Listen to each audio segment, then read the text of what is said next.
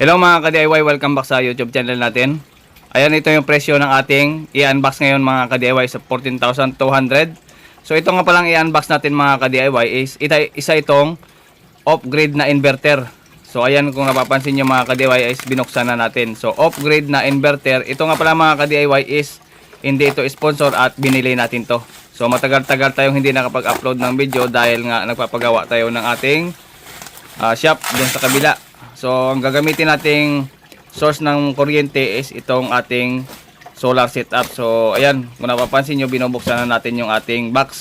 So ito yung ating off-grid na inverter na gagamitin natin doon sa ating bagong shop. So wala tayong source na ibang kuryente kaya nag-set up tayo ng solar doon.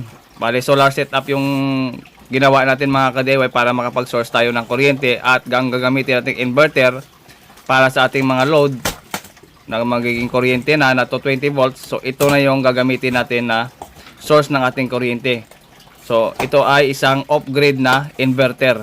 So merong hybrid at meron namang off-grid at marami pang inverter mga ka-DIY.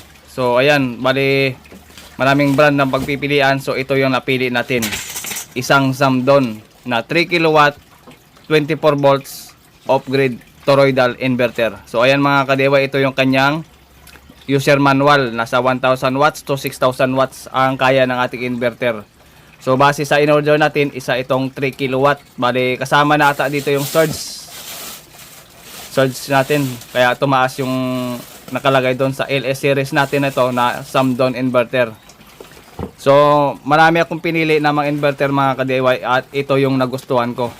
So ang Samdon, bukod sa performance niya mga ka-DIY is sa kulay is maganda din siya. Sa design maganda din.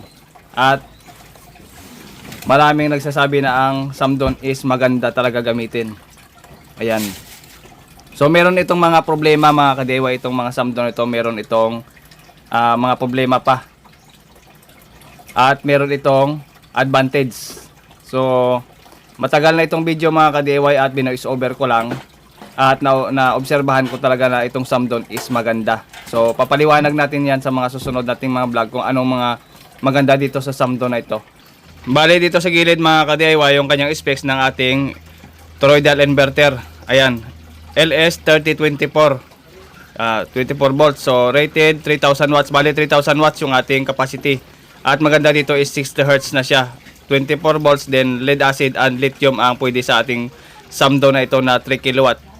Ayan, so may mga kasama pa ito sa box mga ka-DIY. Bale ito nga pala mga ka-DIY yung including sa box. Yung kanina hindi pa natin nakita, sa gilid pala nakalagay. Ito yung screw niya sa likod, 6 na piraso, at saka yung kanyang holder dito. Ito yun yung kanyang holder. Dito yung sa likod, ilalagay para isabit sa wall dito. Sa likod ng ating inverter. Ayan, bale ito na yung pinaka itsura ng ating Samdon. Okay, so kuha lang tayo ng metro para malaman nyo rin kung gaano kalaki at gaano kahaba. Okay, sa haba na mga ka-DIY, sa haba niya, titingnan natin, nasa 50. Yan, nasa 50 cm yung haba nito. At yung lapad naman, ay nasa 1 feet or 30 cm, 30 cm or 30 cm. Sa taas naman, titingnan natin dito, nasa 14. Nasa 14 cm. Yan, bali ito yung pinaka-itsura ng ating inverter. Samdon toroidal inverter. Yan. Samdon toroidal solar inverter. Bali ito na mga ka-DIY is pure sine wave na yung ating inverter. Ibig sabihin is safe na safe gamitin. Kahit anong appliances pwede isaksak kasi naka pure sine wave na tayo. Ito naman yung working cycle niya. Magsimula sa battery, ito inverter, itong inverter natin, at yung load natin sa bahay, yung gagamitin natin mga appliances. Yung AC input naman, ito naman yung backup natin or backup charging. Kung wala tayong solar panel, pwede natin ilagay yung ating AC input, yung galing talaga na kuryente sa ating bahay. Ayan, so pwede natin ilagay dito sa ating inverter, backup siya. O yun lang ang ano nito, takbo ng ating inverter. So dito naman sa ilalim, dito sa harapan pala mga ka-DIY, so meron naman tayo diyang kung paano is i-on yung ating inverter at ito yung mga function niya. Pag-aaralan pa natin yan sa susunod. At dito naman sa ilalim mga ka-DIY, kung napapansin nyo, dito naman yung dalawang butas. At maganda dito sa Samdon is meron na siyang plastic. Dito may plastic na siya para hindi magasgas yung wire. At the same time, ay napakaganda ng pagkagawa ng inverter nito. So ito naman yung ating battery negative at battery positive sa ating supply na nanggagaling sa ating battery na ipapasok natin dito sa inverter. At ito naman yung AC input na sinasabi natin kanina. Yung AC input na yan yung supply na galing sa ating bahay. Kung tayo man ay sa Meralco, so ito yung ipapasok natin sa galing sa Meralco sa backup. Kung wala tayong solar panel, so gagawin natin yung backup na lang natin sa Meralco or kung ano man ang pinagkukunan ng provider natin sa kuryente. So yun ang ilalagay natin dito sa AC input. So pwede natin, kahit wala tayong panel, may charge natin gamit itong ating kuryente sa bahay. At yung output naman mga ka-DIY sa AC output, yan naman yung load natin. Papunta na ito sa bahay natin. Papunta na ito sa appliances natin. So meron naman dito naka-indicate sa ilalim, line and neutral. At dito naman, line and neutral. Yan. So, at saka yung ground natin. Testing natin ito mga ka-DIY. Nandito na rin yung ibang parts natin. Ito yung ating yan, mga inverter na, yung ating mga circuit breaker sa AC at saka DC, at saka yung wattmeter natin, at saka surge protection. So, ikakabit na lang natin, kulang na lang tayo dito ng AC, isang AC natin. Para sa ilaw at para sa AC, outlet natin, outlet at saka sa ilaw natin. At yung ating SPD, kulang pa yung SPD, hindi pa dumating yung SPD natin. At ito naman yung breaker na gagamitin natin. Nasa ano lang yan, 100 ampere lang. 100 amps para hindi natin masagad itong ating inverter. Para tumagal ang inverter, 100 lang yung gamitin ko. Or pwede akong gumamit ng 150 amps dito. Para hindi natin masagad yung totally watts nito. So, hindi talaga natin sasagarin ng para hindi ma-stress yung ating mga MOSFET or IGBT na ginamit dito sa ating pure sine wave na Trogel inverter. So, ito yung ginamit natin. Bali, ito yung box pala. Baka magtanong kayo kasi wala akong makita nito sa Shopee or sa Lazada na makahanap ng box na ganito. Yan, yung ginamit ko is yung ganito. Yung pang 8, yan o. Yung 8 yung kanyang slot para sa breaker. So yan. Yan. Bali tinabas natin para ito yung lalagay natin sa battery natin to inverter para magkaroon ng protection. Tapos ito naman yung box, yan. Ginupit na natin yung box para may pesto siya dyan. Ayan. Kasi malapit tayo dun sa dagat. Ito naman cover naman yan dito. Ayan. Cover sa loob. Ayan. Para maganda tingnan kapag na-close. At yung ating battery ay ito mga ka-DIY yung ating battery. 24 volts. So bibili pa tayo ng bago kasi second hand lang naman ito. Yung ano natin. Bale 140 AH ito lahat. 24 volts. Tapos ito naman yung mga plastic natin na gagamitin para sa insulation sa ating mga wirings. At the same time, ito mga ka-DIY, yung ibang wiring sa natin is kulang pa, yung iba is nandoon sa shop natin. Bali, yung ginamit nating solar panel is 630 watts. Bali 2,260. 1,260 watts yung ating solar panel. Isi-set up natin dito sa ating solar setup natin. Ayan. Bali, testing natin muna itong ating Samdon gamit yung ating battery. Yan. So, bibili tayo ng brand new na battery. Medyo mahal lang yung battery talaga kapag ka 24 volts. Medyo mabigat din ang 24 volts kung magse-set up tayo kumpara sa mga 12 volts natin. Pero mas maganda kung gusto niyo talaga ng pure AC, so mas maganda ang 24 volts or mas mataas pa. Or nasa 48 volts or 50. So, dito lang muna tayo sa 24 volts kasi testing muna tayo sa 24 volts lang muna. So, ikakabit lang muna natin dito at i-testing natin yung mga load dito sa Samdon. Bali, bubuksan muna natin to. dito sa ilalim. May mga screw dito. Tatanggalin natin. Yan.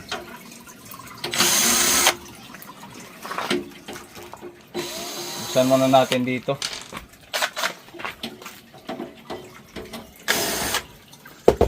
Yan. So dito mga ka-DIY yung ating battery na wire sa negative at yung red naman sa positive. So gagawin natin dyan is tatanggalin natin itong nut na maliit dito. Yan. Ganon dito sa kabila para mayroong nut na plastic. At yan yung kanyang cover. At dito naman is tatanggalin natin itong nut pa rin. Ayan. At yung isa is tatanggalin natin yung nut din. Tapos ikakabit na natin yung wire ng positive at saka negative dito sa battery natin. Ayan.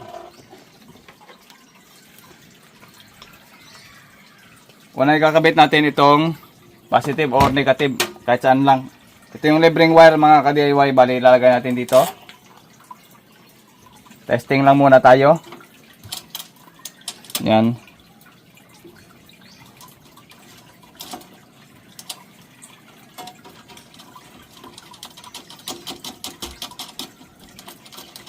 Okay, bali nalagay na natin yung positive. Higpitan na lang natin yan mamaya. Siguro. Yan, higpitan na lang natin. Yan. Tapos meron naman siyang cover dito. Yan. Cover. So mamaya ilalagay na lang natin ito mamaya. Wire lang muna unahin natin. Tapos itong kabila naman, lalagay natin yung lock. Yan. Para sa negative side natin. So double check na muna mga ka-DIY bago nyo ikabit. Bago nyo on yung inverter, double check muna. Ayan. Bali ilalagay natin ng AC input, output pala dito. Ito. AC output.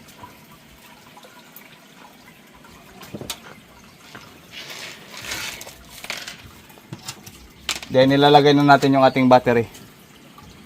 So bago yon, ilalagay muna natin yung ating wire sa AC. Yan, bali yung meron tayo ditong extension, ilalagay na muna natin dito, testing lang muna. Dito na ilalagay sa AC output. Yan, luwagan na muna natin itong tornilyo sa ilalim. At ilak.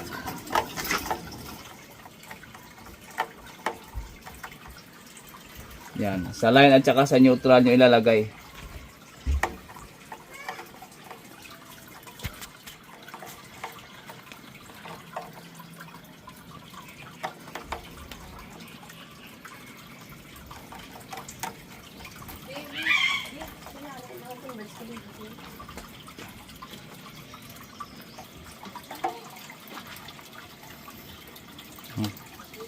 Ito naman ilalagay natin sa grounding natin o ididikit natin ito sa lupa.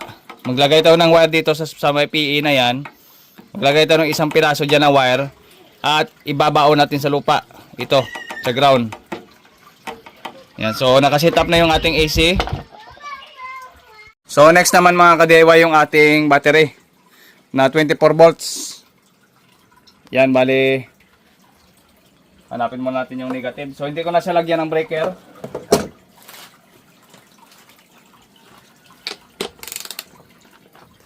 Bali wala na tayong breaker na gagamitin. So direkta na muna, testing lang. Ito yung ating positive terminal. Dito. Lalagay natin. Tapos yung ating negative. So kung sa actual na ito mga ka-DIY, ipipesto na natin doon. So siyempre lalagyan natin ito ng circuit breaker. Yan. Pitan lang muna natin. Positive. Yung ating last na negative. So make sure bago nyo ilagay is titingnan nyo talaga yung connection bago nyo ilagay. Ito yung sa negative natin. Yan. So nag-spark. Yan.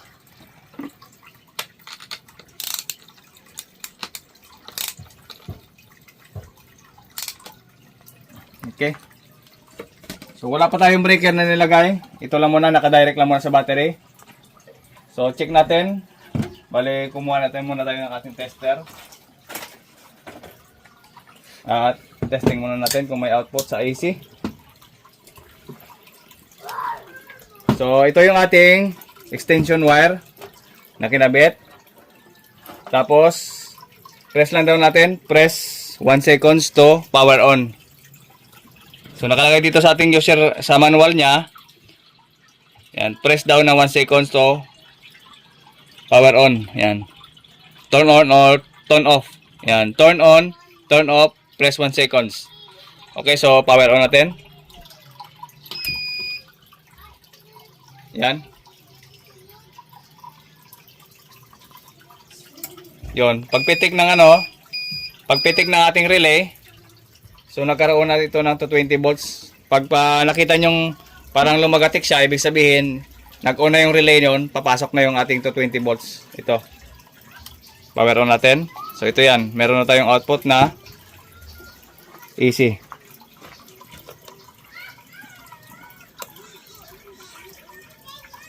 Yan.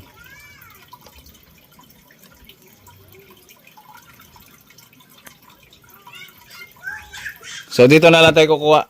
Medyo hindi mabasa kasi sobrang liit ng aking tester, test prod. So yun, 220 volts. So dito sa ating parameter setting, kung nakikita natin sa display is 220. Subukan natin itaas. Yan, so input 0 kasi wala pa tayo sa input. Walang input na nakalagay na AC dyan. So next, baba natin. So sa battery mga ka-DIY is 27.4. So 100%. Pero actually okay na yung karga natin. Sa load naman at sa wattage, ito yung sa wattage at sa load natin. Next is yung temperature natin. Yan. So 60 Hz mga ka-DIY, kailangan nakaset tayo sa 60 Hz kasi nga yung ating mga appliances is na-design sa Pilipinas ng 60 Hz. So 50 to 60 hindi pa natin nabasa yung to manual kung auto siya sa pagdating sa hertz, kung auto hindi. So okay naman yung pinadala ng ating seller kasi naka 60 na. So pwede na tayo magsaksak dito ng mga appliances. Okay, so testing muna tayo dito sa TV natin. Ito yan, TV ito. So saksak natin. Yun. So tingnan natin. Ayan, so bali bumukas na yung ating TV. So kung titingnan natin dito, kung gusto natin makita yung ating wattage, tingnan natin sa wattage.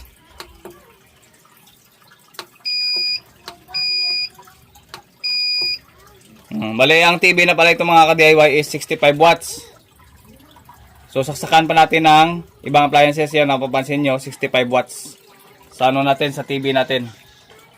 Yan, yung ganito kalaki, 32 inches is nasa 60 watts. Malalaman kagad natin kung ilang watts. Para bantayan yung wattage ng ating inverter na kinukonsume. Halimbawa ito ay 3000 watts. So malalaman natin sa wattage is malalaman natin na ilang watts na yung ginagamit natin. So ito is hindi ko sasagarin sa 3000 watts. Gagawin natin 2500 watts lang para yung 500 watts natin, yun ang pinaka iingatan natin na para hindi siya uminit ng uminit yung ating mga MOSFET.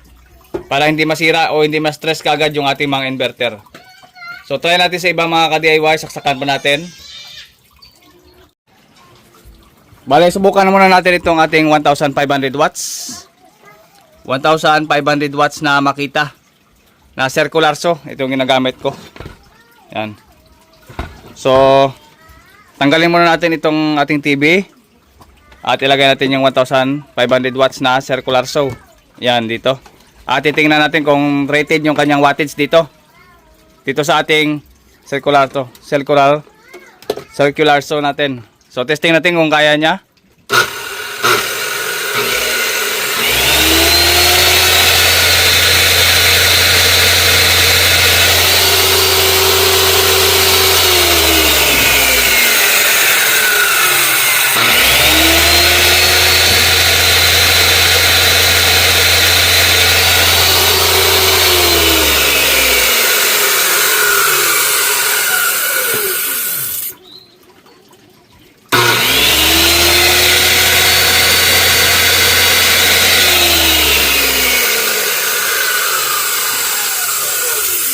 Yan, balik kaya naman yung ating inverter.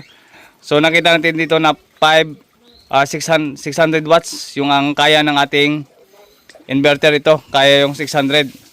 So hindi pa natin ito loadan ng marami kasi nga hindi pa natin ito napipesto ng maayos. So wala pa tayong mga protection gagaya ng circuit breaker natin at yung ibang mga pang protection natin. So kaya naman ito yung ating circular saw at yung ating TV. So, yung iba naman is testing natin kapag naikabit na natin yung ating mga materyales. Kagaya ng breaker natin at saka yung breaker sa ating battery. Kailangan muna tayo mga ka-DIY, meron tayong safety bago natin gawin yung lahat ng procedure na ilo-load natin dito. So, upon testing lang muna tayo ngayon at sa sunod, i-testing natin ang heavy naman. Sa mga aircon na naman tayo mga ka-DIY, testing natin kapag na-set up na natin yung ganito. Ayan mga ka-DIY, balik kinabit na namin yung kanyang railings. So ayan, kinabit na namin yung railings at then ito naman yung ating mga clamp.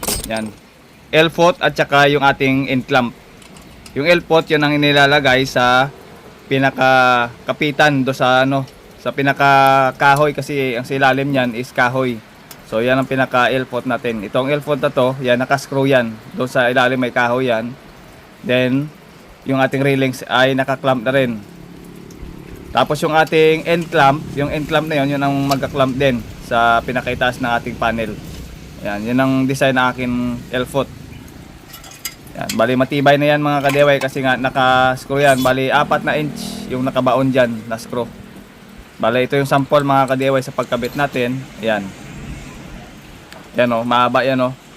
Nasa 5 ata o 6 na inches yung screw na yan para sa bagyo kasi malapit tayo sa dagat. So kailangan natin mas mahaba talaga na screw. Yan, kaya gumamit ako ng impact dyan, impact drill.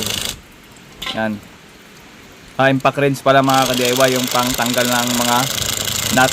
So yun ang ginamit ko para mas malakas bumaon kasi matigas yung kahoy na ilagyan natin ng screw na yan. So kailangan natin mga ka-DIY na medyo malakas din yung tools na gagamitin natin. Ayan, yung unang pagkabit ko nga is nabali talaga yung mga screw. Pero dito dahan-dahan lang yung pagkalagay ko para at least maganda yung pagkakabaon ng ating screw at saka hindi mabali. So next na ginawa natin mga ka-DIY is yan, bali pinakapit na natin yung railings doon sa ating L-foot. Yan. So ito yung ng isa na pesto na natin. So ito na naman yung pinakalas na natin. So dalawang solar panel lang naman yung ating install. So meron pa tayo dong backup na dalawa sa ilalim. Bali 10 lang muna itong dalawa. Pero sa tansya ko mga ka-DIY, so matagal na kasi itong video ito. Sa dalawang solar panel na in-install ko is pwede na pala yung 630 watts na dalawa nakaparallel. So kayang-kaya na pala mag full charge. So maaga pa lang full charge na yung setup natin. Kaya buong maghapon is wala tayong problemahin kahit kulimlim pala. Yan, kahit kulimlim kayang-kaya ng ating setup.